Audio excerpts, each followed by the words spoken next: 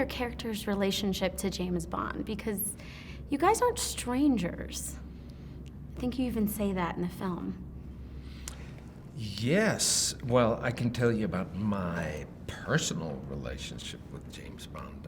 I refrain from telling you about my character's relationship with James Bond because that's a story.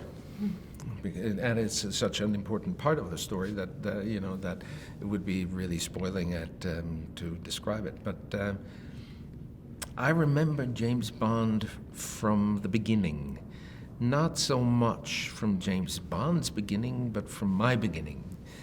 It just happens to have coincided somewhat.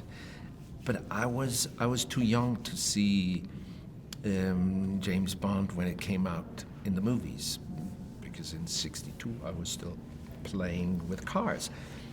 But the car that I was playing with was the Aston Martin. Super cool. With a little James Bond sitting in there that you could eject through the seat and shoot rockets out of it. Yeah, they had. Wow. Merchandise existed in the '60s. Trust me, it's not a new idea. And so I find that interesting. It must be the same thing for children nowadays. They know the mythology, so to say. They know the hero.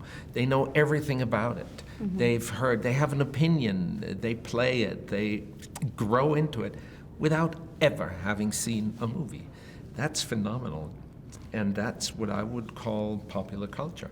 Yeah, it's one of my favorite memories, the James Bond car, and this car in the film is awesome too.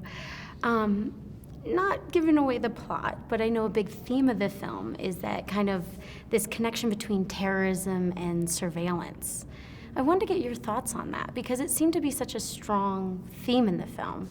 Not giving away the plot, of course. No. My thought on it, on surveillance, is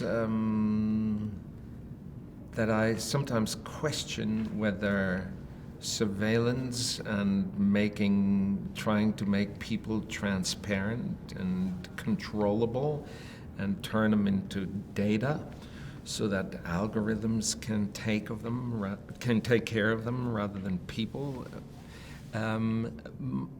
I wonder, I'm not saying that it is like that, but I wonder whether, because it is designed to help us live in peace, but I wonder whether it doesn't actually create some of the problem. And I wonder whether the cure is actually more the disease it tries to cure. Yeah. It certainly removes the power from, within democracies anyway, from the people. Yeah. And dissolves it into what is euphemistically referred to as the cloud.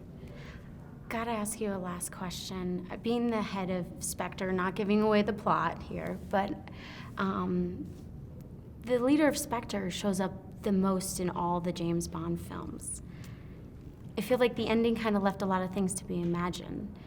Will you come back? Do you want to come back? It's not the question. This isn't even finished yet. Let's finish this one first. It's really just not a topic at this moment at all. And you're not the first one to ask, of course, but I always say, there are more pressing personnel questions to be solved before anything is even thought about in my direction. Do you love playing him that much that you would want to come back? Well, it depends. I loved playing the one I played.